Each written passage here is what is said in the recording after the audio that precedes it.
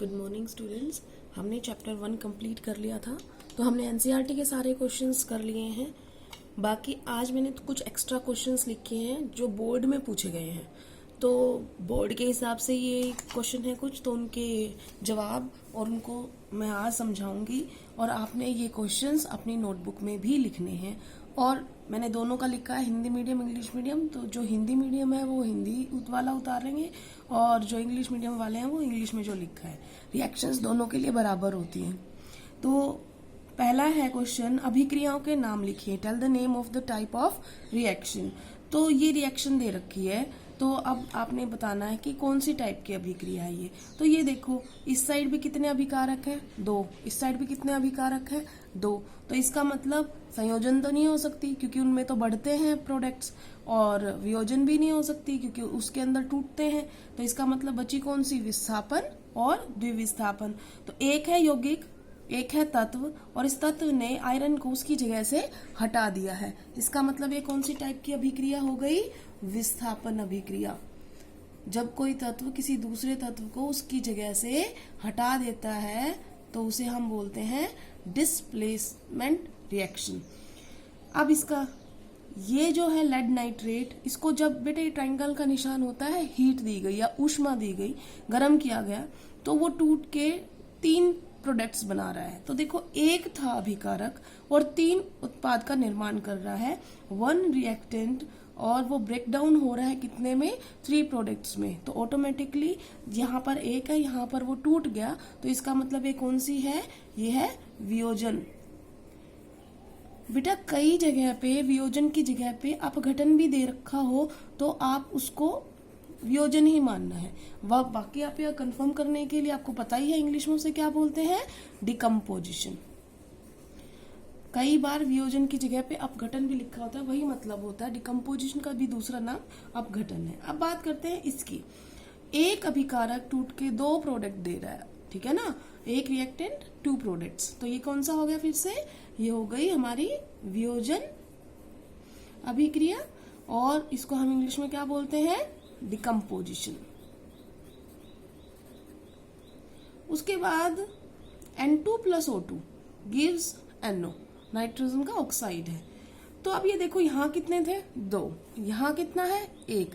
तो ये 2 अभिकारक मिलकर एक उत्पाद का निर्माण कर रहे हैं। 2 reactants combine to form 1 product. तो ये कौन सी हो गई?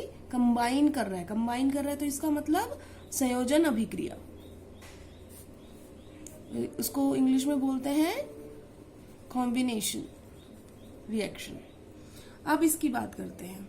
यहाँ पर देखो, barium chloride, potassium sulphate, barium sulphate, potassium chloride. इस साइड भी 2 उत्पाद है, इस साइड भी 2 अभिकारक हैं। तो इसका मतलब दोनों साइड बराबर है, तो संयोजन वियोजन का तो केस ही हटा दो। और अब देखो, ये भी यौगिक है, ये भी यौगिक है, ये भी यौगिक है, और ये भी यौगिक है।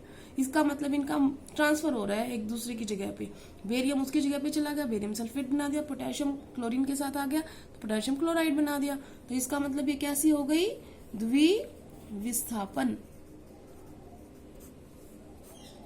Double displacement.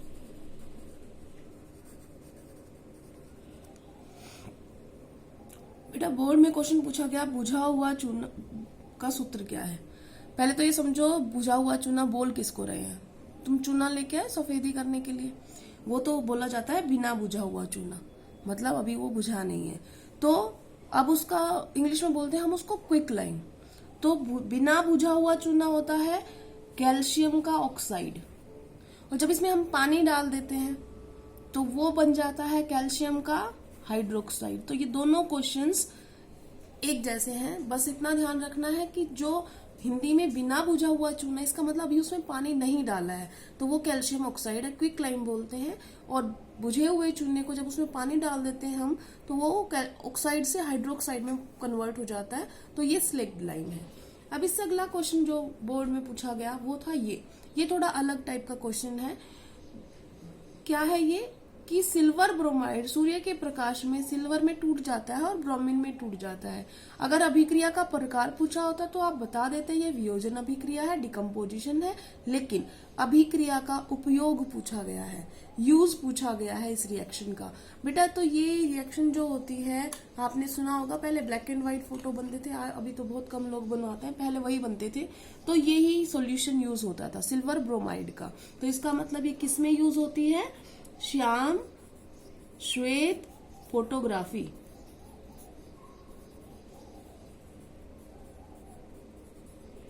Black and white photography.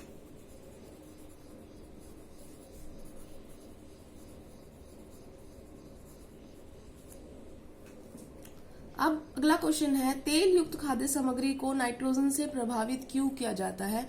तो ऑप्शन में दे रखे थे अलग अलग चीजें, तो उसमें एक ऑप्शन था उपचयन। तो अगर उपचयन आता है तो आप उस पर टिक करेंगे, अगर विकृत गंधिता आता है तो वो भी ठीक है ना। तो उपचयन को हम बोलते हैं ऑक्सीडेशन, उपचयन से बचाने के लिए, विकृत गंधिता से बचाने के लिए। तो ये हमारा हो गया फोर्थ क्वेश्चन। अब आते हैं हम फिफ्थ क्वेश्चन पे। निम्न में से ऊष्माक्षेपी अभिक्रिया, बेटा ऊष्माक्षेपी का मतलब होता है एक्सोथर्मिक रिएक्शन, जिसके अंदर से ऊष्मा निकले, एनर्जी निकले, ठीक है।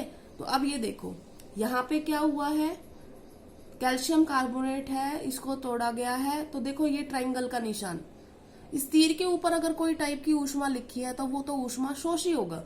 देखो यहाँ पे ट्रायंगल का निशान है, इस पे भी ट्रायंगल का निशान है, तो दोनों क्रॉस हो गई, इनको तो ऊर्जा दी गई है।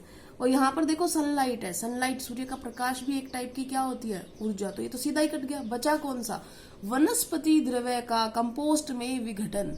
ये जो विघटन होता है, जो बैक्टीरिया वगैरह होते हैं, ये द्रव्य को कंपोस्ट में बदल देते हैं, खाद में बदल देते हैं। तो देखना वहां पे गर्माहट होती है, कभी फील करके देखना, जहां पर ऐसा कुछ मैटर वगैरह पड़ा होगा, जिस कूड़ा करकट पड़ा होगा, वहां पे वो बैक्टीरिया जो होते हैं वो उसको वेजिटेबल लिक्विड्स या फ्रूट्स छिलके वगैरह उनको कंपोस्ट में, खाद में बदलेंगे, तो वहां पे एनर्जी निकलती है, ठीक है। तो एनर्जी निकलती है तो इसका मतलब कौन सी हो गई, ऊष्माक्षेपी अभिक्रिया। तो हमारा ये ऑप्शन ठीक है। तो इतने क्वेश्चन से मैंने आज करा दिए हैं। कल से बेटा हम सेकंड चैप्टर शुरू कर देंगे, इसलिए सारी क्लास अपना अपना काम आज मुझे बिल्कुल भेज दे, ठीक है। Thank you class.